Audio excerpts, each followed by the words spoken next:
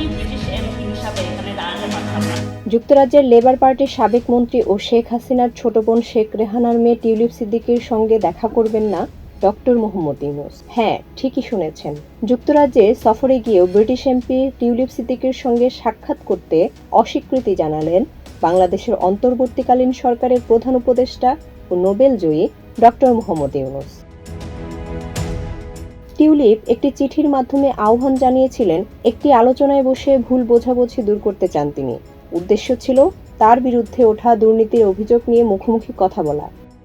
কিন্তু বিবিসিকে দেয়া সাক্ষাৎকারে ডক্টর ইউনূস সাফ জানিয়ে দিলেন, না, আমি তার সঙ্গে দেখা করব না, কারণ বিষয়টি এখন আদালতের আওতায়।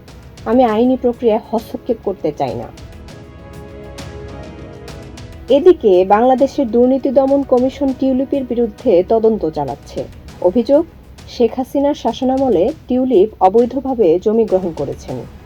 তবে টিউলিপ বলছেন এটি রাজনৈতিক প্রতিহিংসার অপচেষ্টা, কল্পনা ভিত্তিক অভিযোগ। তিনি আরও জানান, তার আইনজীবীদের সঙ্গে কোনো যোগাযোগ করেনি বাংলাদেশি কর্তৃপক্ষ, বরং ঢাকায় এমন এক ঠিকানায় নোটিশ পাঠিয়েছে যেখানে তিনি কখনো থাকেননি। ডক্টর ইউনূস বলেন, দোষী প্রমাণিত হলে প্রত্যর্পণ চাওয়া হবে, এটাই নিয়ম। আর টিউলিপ বলছেন, আমি একজন গর্বিত ব্রিটিশ নাগরিক, কোনো অপরাধে যুক্ত নই। অথচ বাংলাদেশি নাগরিক হিসেবে অস্বীকৃতি জানালেও টিউলিপের ভাষণের এক ভিডিও ফুটেজে তাকে বাংলায় কথা বলতে শোনা গেছে।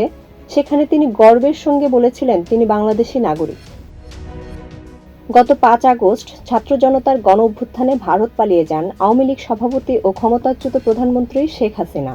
আর এরপর ক্ষুব্ধ জনতা তার সরকারি বাসভবন গণভবনে হামলা ও লুটপাট চালায়, যেখানে ধ্বংসাবশেষের মধ্যে পাওয়া যায় শেখ হাসিনার ভাগ্নি টিউলিপ সিদ্দিকের লিফলেট ও অন্যান্য নথিপত্র। যুক্তরাজ্যে economic secretary to the treasury পদে থাকা অবস্থায় টিউলিপের বিরুদ্ধে হাসিনা সরকারের দুর্নীতি থেকে সুবিধা নেওয়ার অভিযোগের ফলে মন্ত্রিত্ব থেকে পদত্যাগ করতে বাধ্য হন টিউলিপ। গণভবনে পাওয়া টিউলিপের ধন্যবাদপত্র, বার্ষিক প্রতিবেদন, বিদেশি ব্যাংক অ্যাকাউন্টের ফর্ম এবং এক ব্রিটিশ ব্যারিস্টারের আইনি পরামর্শপত্র এই অভিযোগকে আরও জোরালো করে। তিনি যদিও নিজের রাজনৈতিক অবস্থানকে খালার শাসন থেকে আলাদা দাবি করে আসছেন, অতীতে এক সাংবাদিককে হুমকি দেওয়ার ঘটনাও রয়েছে তার বিরুদ্ধে। যুক্তরাজ্যে একাধিক ফ্ল্যাট গ্রহণ এবং বাংলাদেশে চলমান দুর্নীতি তদন্তের কারণে টিউলিপ বর্তমানে চাপের মুখে রয়েছেন। টিউলিপের এত অস্বীকৃতির মাঝে প্রশ্ন একটাই, এই নাটকীয় দ্বন্দ্বের শেষ কোথায়? আদালতই জানে। অর্পিতা, প্রজন্ম 24।